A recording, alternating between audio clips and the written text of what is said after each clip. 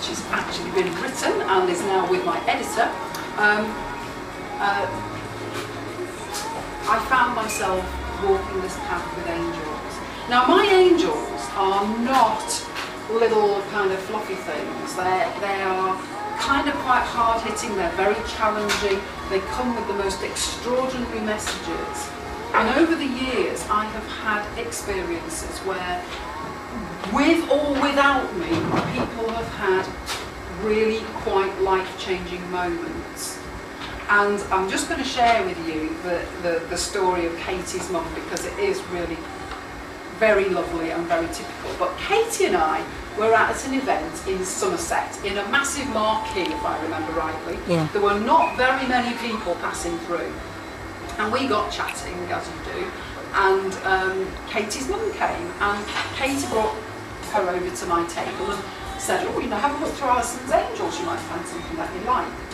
And I remember her going through the box, and she thought, oh, nice, nice. Oh, she picked a card out, and she said, God, what's this? Who's this? And I told her it was Archangel Michael. Now, Archangel Michael is the angel who cuts us free from all that hold us back. One of his many jobs, but this is what he's best known for.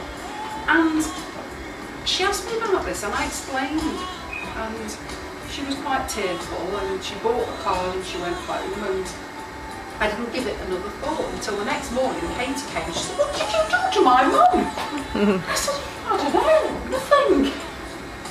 Anyway, Katie's mum had gone out that night to her club, like a social club I think it was, and apparently she had been in a very different frame of mind, because the story was that her partner had been called Michael, and he had died a couple of years before, and she had never felt that she could be free from that relationship. She'd never given herself permission to live her life, to move on, to, you know, sort of step into that new space. Now she got permission from Archangel Michael to do this. Suddenly, there she is at her club, and she's chatting to a lovely gentleman called Morris. And lovely Morris had invited her on a date, and she said yes.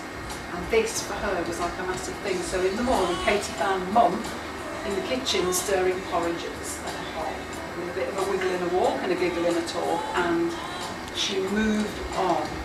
And she's still, as far as I know, she's still with Morris. Yes, yeah, definitely. Very much an item. But I asked Katie's mum if she'd share that story for me to actually put back into my book, because it was quite a significant moment for us. And so Katie's mum will be in the book. And those sort of moments, you see, happen beyond anything I can control. It's not down to me to make those things happen. I'm just a kind of facilitator, and I work on what I call blind ignorance, because I don't know anything, and often the connections that are made through my work don't really require me to do anything or to be anything other than just the person who hands that over. And those who have the heart to feel, the eyes to see and the ears to hear will find what they need through that.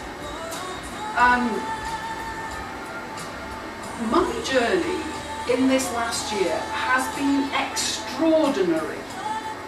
I would never have imagined in a million years that I would take on an Arbonne business. I am feral. I kind of run like a cat, and I kind of very much do my own thing, and I have done for many years. I used to be in corporate world, and corporate world nearly killed me. I came out of corporate world and I swore I would never get involved in anything like that again. And so for me to step back into a business of any kind that is not something that is wholly created